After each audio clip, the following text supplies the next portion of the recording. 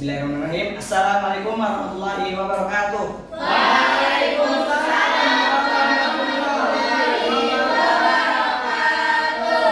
Apa kabarnya hari ini anak-anak? Alhamdulillah luar biasa.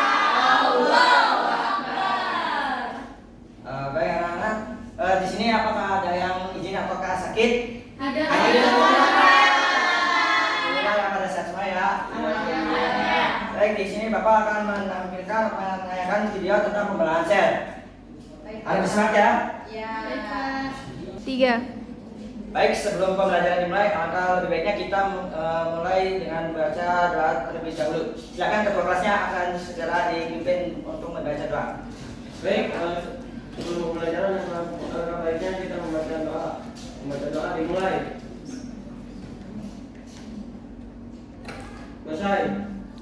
Baik, di sini Bapak akan menyampaikan tentang materi tentang pembelahan sel. Di sini.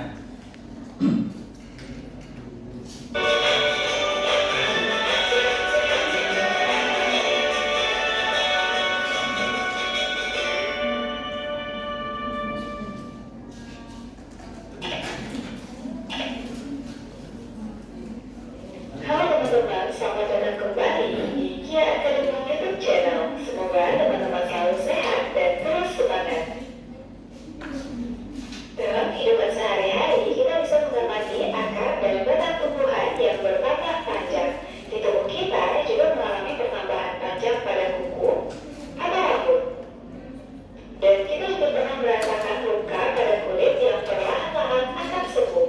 Semua contoh tadi merupakan bukti dari hasil pembelahan sel yang menyebabkan jumlah sel bertambah atau kondisi sel diperbaiki. Lalu, bagaimana ya prosesnya? Kita akan mempelajarinya di video kali ini. Jadi, di video ini kita akan belajar tentang reproduksi sel. Simak terus videonya ya. Nah, teman-teman, reproduksi sel merupakan proses perbanyakan sel dengan membagi sel menjadi dua. Reproduksi sel berlangsung melalui tahapan pembelahan sel. Tadi reproduksi sel itu terjadi dalam tahap apa? Oke, baik, kita lanjut. Pembelahan sel ada tiga jenis, yaitu amitosis, mitosis, dan meiosis. Kita akan membahasnya satu persatu. Oke, pembelahan sel tadi dibagi menjadi tiga, yaitu amitosis, mitosis, dan meiosis. Kita lanjut. Pertama, amitosis. Amitosis adalah reproduksi sel di mana sel membelah diri secara langsung tanpa melalui tahap-tahap pembelahan sel. Amitosis disebut juga dengan pembelahan biner. Amitosis biasanya kromosom melekat pada membran plasma. Kemudian DNA akan bereplikasi kromosom tersebut. Pada saat sel siap membelah, kromosom dan kromosom hasil salinannya tetap melekat pada membran plasma. Selanjutnya terbentuk membran plasma yang menekuk ke dalam memisahkan kedua kromosom tersebut dan terbentuklah dua sel anak. Oke ya, amitosis di sini merupakan sel membelah diri yang secara langsung tanpa melalui tahapan pembelahan sel, atau juga disebut dengan pembelahan biner. Terjadi pada sel prokaryotik seperti cyanobacteria atau ganggang biru. Yang pertama yaitu kromosom melekat pada membran plasma, kemudian menjadi bagian dari RNA kromosom mulai bereplikasi. Kemudian yang berikutnya, sel siap membelah kromosom dan kromosom salinannya tetap melekat pada membran plasma. Yang berikutnya, terbentuk membran plasma yang menekuk ke dalam memisahkan kedua kromosom dan kemudian terbentuklah dua sel anak. Kita lanjutkan.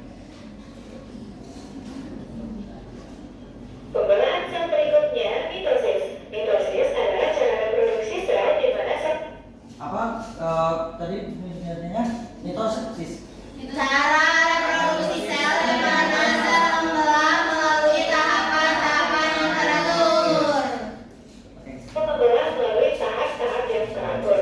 Mitosis memiliki ciri-ciri sebagai berikut. Terjadi pada sel somatis atau tubuh, menghasilkan dua sel anak yang memiliki genotip sama dengan induknya, berfungsi untuk pertumbuhan dan pergantian sel yang rusak. Mitosis merupakan bagian dari siklus sel. Oke. Yang pertama yaitu mitosis terjadi pada sel somatis atau yang berada dalam sel tubuh. kemudian menghasilkan dua sel anakan genotip yang sama perjalanan hidupnya. Kemudian berfungsi untuk pertumbuhan pergantian sel yang unik. Yang berikutnya, mitosis merupakan bagian dari siklus sel. Lanjut. Siklus sel terdiri dari fase interfase dan fase mitosis. Pembelahan mitosis dibedakan menjadi dua, yaitu karyokinesis, yaitu proses pembelahan inti yang meliputi profase, metafase, anafase, telofase, dan sitokinesis, pembelahan sitoplasma menjadi dua bagian yang terjadi pada fase interfase akhir. Fase interfase berlangsung paling lama, mencakup 90% dari siklus sel. Interfase terbagi menjadi fase G1, fase S, dan fase G2.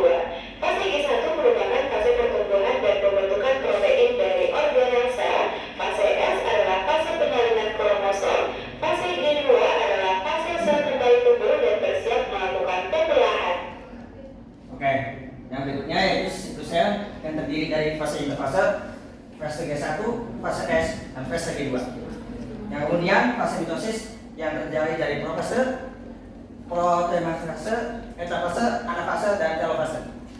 Kemudian yang berikutnya fase interfase berlangsung paling lama, mencakup 90% dari siklus sel. Fase G1 adalah fase pertumbuhan dan pembentukan protein dari organel sel. Yang kemudian fase S adalah fase penyalinan kromosom, dan yang terakhir adalah fase G2 adalah fase kembali tumbuh dan mempersiapkan untuk melakukan pembelahan sel berikutnya.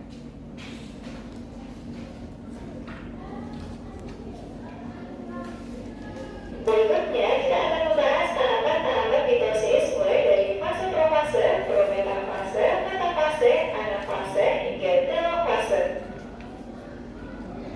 Pada fase profase yang terjadi adalah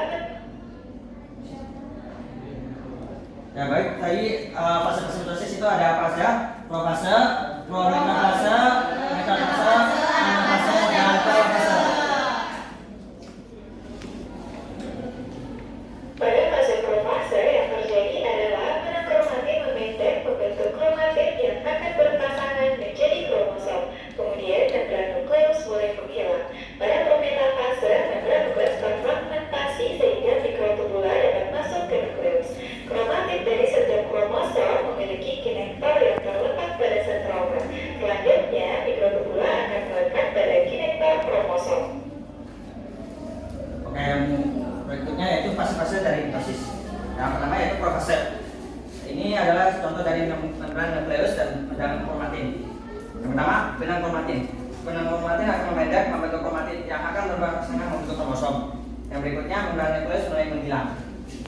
Kemudian yang berikutnya yaitu prometafase, yang terdiri dari membran nukleus, mikrotubula, kromatin, dan kinektor. Membran nukleus terfragmentasi sehingga mikrotubula dapat masuk ke nukleus. Yang berikutnya yaitu kromatin dari setiap kromosom memiliki kinektor yang terletak pada sentromer. Kemudian mikrotubula akan melekat pada kinektor kromosom. Saat metafase, mikrotubula terlihat jelas dan kromosom terletak pada daerah ekuator. Kromosom terdiri atas dua kromatin yang terkait pada sentromer, dan setiap sentromer memiliki dua kinektor yang masing-masing dikaitkan dengan mikrotubula. Pada tahap anafase, mikrotubula memendek sehingga menarik kromatin ke kutub yang berlawanan. Pada akhir anafase, kedua kutub sel memiliki jumlah kromatin sama. Oke. Yang berikutnya yaitu fase metafase. Yang pertama ada sentromer, kromatin, dan mikrotubula sama seperti yang tadi. Pertama, mikrotubula terlihat jelas dan kromosom terletak pada daerah ekuator. Kemudian kromosom terdiri atas dua kromatin yang terkait pada sentromer. Yang kemudian setiap sentromer memiliki dua kinektor yang masing-masing dikaitkan dengan mikrotubula. Berikutnya yaitu anafase. Anafase itu cuma memiliki dua untuk fase mitosis. Yang pertama mikrotubula, dan kedua yaitu kromatin. Mikrotubula memendek sehingga menarik kromatin ke kutub yang berlawanan. Kemudian pada akhir anafase, kedua kutub sel memiliki jumlah kromatin yang sangat sama. Dan saat telofase berlangsung sitokinesis yang memisahkan sel menjadi dua sel anak. Peristiwa tersebut terjadi dengan menipis dan memanjangnya kromatin hingga terbentuk kromatin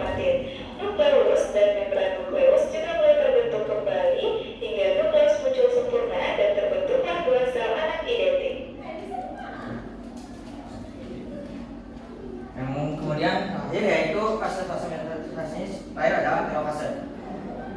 Telofase di sini ada dua, yaitu kromatid dan membran nukleus. Yang pertama berlangsung sitokinesis yang memisahkan sel menjadi dua sel anakan. Yang kemudian kromatid menipis dan memanjangnya kromatid membentuk kromatin. Kemudian nukleus dan membran nukleus mulai terbentuk kembali, dan kemudian tahap akhir yaitu nukleus terbentuk sempurna dan terbentuk dua sel anakan identik. Baik, sekian dari video saya akan lanjutkan materi pada hari ini. Pembelahan sel terjadi melalui tahap tertentu. Tahap ini bertujuan untuk mengatur informasi genetik induk yang akan diturunkan pada sel anakan. Berdasarkan ada atau tidaknya tahap-tahap tertentu dalam pembelahan sel dibagi menjadi tiga, yaitu mitosis, dan meiosis. Yang pertama yaitu mitosis. Mitosis merupakan pembelahan sel yang sering terjadi secara langsung tanpa melalui tahap-tahap pembelahan sel. Mitosis terjadi pada reproduksi aksesual organisme prokaryotik dan misalnya bakteri. Yang kedua yaitu mitosis.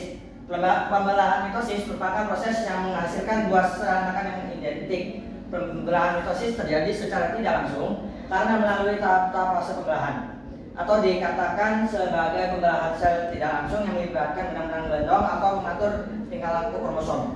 Mitosis terdiri dari atas fase, yaitu profase, metafase, anafase, dan telofase terjadi secara berurutan. Nah, ini contoh dari gambar dari tahapan pembelahan sel. Yang pertama yaitu gelondong pembelahan sel akan terbentuk, kemudian kromosom terdiri satu atau dua dari kromatid, kemudian memasuki fase-fase tadi. Yang pertama yaitu profase. Membran inti melalui rusuk menjadi bagian-bagian kecil atau fragmen. Yang kemudian benang-benang kromatin tersebut menjadi kromosom. Kemudian metafase yang berjejer pada bidang pembelahan sel. Yang berikutnya yaitu anafase. Anafase kromatid saudara dan setiap pasangan memisah menuju yang berlawanan. Yang berikutnya yaitu telofase. Membran inti mulai kembali bergabung.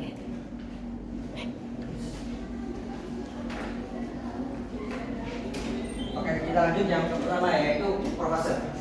Profase atau fase awal dari pembelahan diri. Tanda-tanda fase ini adalah benang kromatin di nukleus menebal dan memendek menjadi kromosom. Kemudian membran nukleus melebur hingga sel tidak memiliki sel inti. Yang berikutnya yaitu sel hewan membentuk sentriol yang membelah diri kemudian memisah. Berikutnya yaitu metafase. Ciri penting terjadinya metafase adalah terjadinya pembagian kromatid di bagian ekuator. Ciri metafase adalah pertama, kromatid terletak di bidang ekuator mengantuk pada benang spindel melalui sentromer. Kemudian benang-benang spindel tampak semakin jelas. Yang berikutnya yaitu proses pembagian kromatid. Anafase. Anafase yaitu proses pembagian kromatid di daerah ekuator yang dilanjutkan dengan membawa semua kromosom ke kutub sel masing-masing. Yang berikutnya yaitu telofase. Fase ini merupakan fase akhir dari pembelahan dengan ciri-ciri berikut. Benang kromosom sudah berada di daerah kutub tertentu, masing-masing yang semakin lama semakin menipis. Berikutnya yaitu membran nukleus semakin terbentuk, semakin terbentuk atau terlihat. Berikutnya yaitu nukleus mulai muncul kembali. Kemudian pada bintang ekuator terbentuk penebalan plasma yang akhirnya akan membagi sel menjadi dua sel anakan. Yang tahap berikutnya yaitu meiosis. Meiosis merupakan pembelahan sel yang spesifik karena langsung di waktu pembentukan gamet saja. Pada pembelahan ini kromosom diperoleh dan keadaan diploid. Bedanya pada meiosis terjadi dua kali pembelahan yang disebut dengan meiosis 1 dan meiosis 2. Seperti yang gambar ini metafase 1 yang menjadi kromosom di dalam ekuator, terus fase 1, kemudian terfase 1, profase 2, metafase 2, anafase 2 dan telofase 2. Meiosis adalah proses pembentukan sel dengan dua kali pembelahan yang menghasilkan 4 sel anakan. yang masing-masing memiliki separuh dari jumlah kromosom sel induk. Meiosis juga disebut pembelahan reproduksi, yaitu pembelahan sel nukleik atau 2N yang melakukan pembelahan reduksi terjadi pada proses pembentukan sel gamet atau gametogenesis. Yaitu meiosis 1 atau yang pertama yaitu profase 1. Benang-benang kromatin semakin tebal dan pendek. Kemudian membentuk kromosom mengandalkan diri jumlahnya 2 kali lipat. Kemudian metafase yang pertama yaitu pasangan kromosom homolog yang berada di daerah ekuator, sehingga setengah dari mereka kromosom homolog mengarah ke kutub yang satu dengan kutub yang lainnya, sentromer menuju ke kutub mengeluarkan benang-benang spindle. Kemudian selanjutnya yaitu anafase 1. Kromosom bergerak menuju kutub masing-masing. Akibatnya kromosom yang bergerak menuju kutub sel itu mengandung 2 kromatid atau masih berpasangan atau masih satuan. Yang berikutnya yaitu telofase 1. Setelah kromosom tiba di kutub masing-masing, terbentuklah membran nukleus yang diikuti pula oleh proses sitokinesis atau pembelahan sitoplasma. Ini terbentuklah 2 sel anakan. Setiap sel anakan memiliki 2N kromosom atau sehingga anak haploid. Pada saat ini siap memasuki pembelahan meiosis tahap yang kedua. Ya, tahap berikutnya yaitu meiosis yang kedua. Meiosis yang kedua yaitu pertama ada profase yang kedua. Benang kromatin menebal dan pendek membentuk kromosom tapi tidak mengandalkan jumlah kromosom.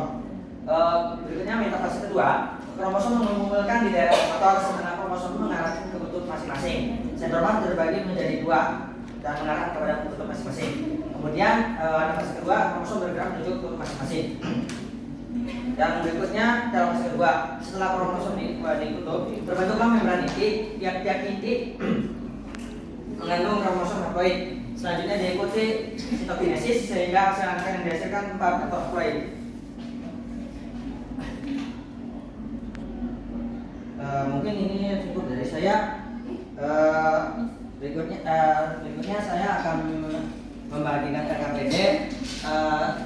Bapak akan membagikan LKPD sesuai dengan 3 kelompok mulai dari 2, 1.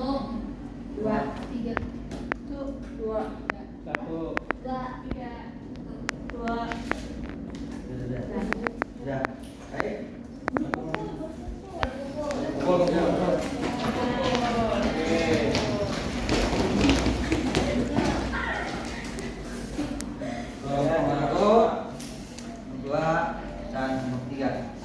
Nomor 3 ini. Ya, untuk LKPD-nya nanti Nana tolong diisi kelompok dulu. Terus setelah itu waktu pengerjaan 5 menit, terus ditulis nama kelompoknya, terus didiskusikan per kelompoknya. Kemudian tanyakan kepada guru apabila mendapat kesulitan dalam mengerjakan LKPD. Kemudian lakukan dengan jujur dan benar. Setelah selesai nanti bisa dikumpulkan atau bisa dikumpulkan kepada guru. Baik, Pak. 3. Ya, bagi yang sudah selesai harap bisa mengumpulkan ke Bapak. Sudah, Pak. Benar, Pak. Belum. Sudah. Jadi udah, Pak. Nih, ini ke depan, Pak. Ini, Pak. Udah, Pak. Ya, baik.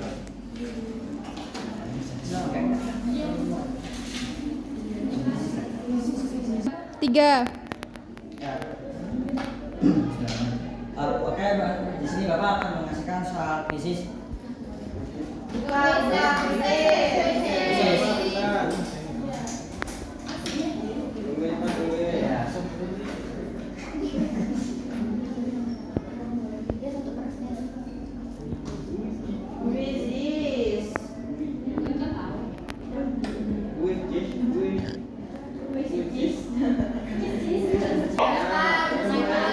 Baik ya, Bapak akan segera mulai krisis. 1, 2,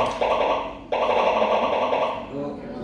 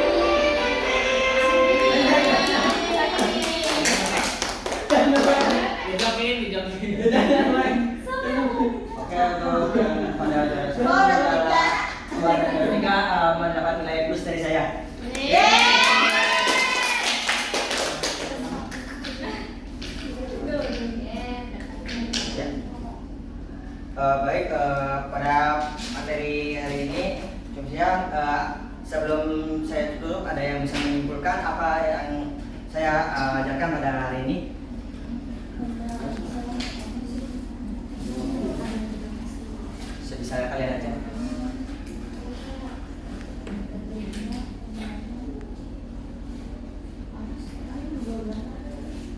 Saya Pak. Ya silakan.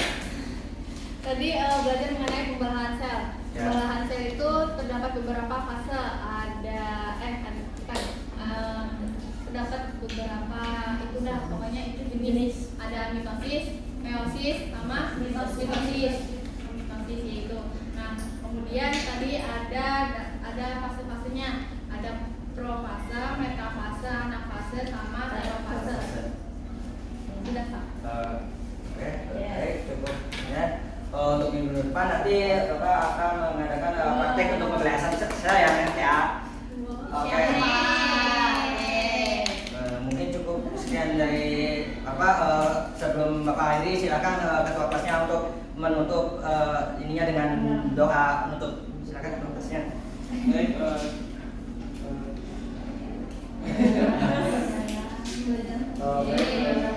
sudah berjalan, mari kita mengucapkan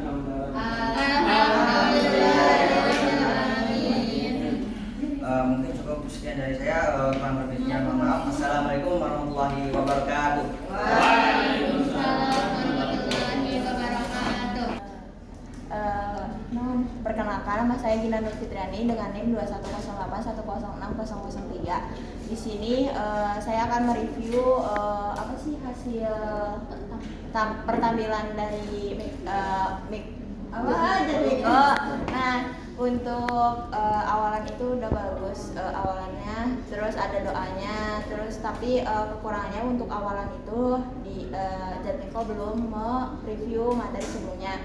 Terus untuk PPT-nya itu dia masih banyak kata-katanya, jadi mending lebih banyak kurang gambar jadi gitu. Nah, terus untuk apa sih?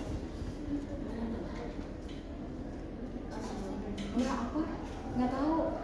Udah gitu aja. Mungkin cukup sekian dari Gina. Untuk yang lainnya mah udah cukup gitu. Udah sekian, terima kasih.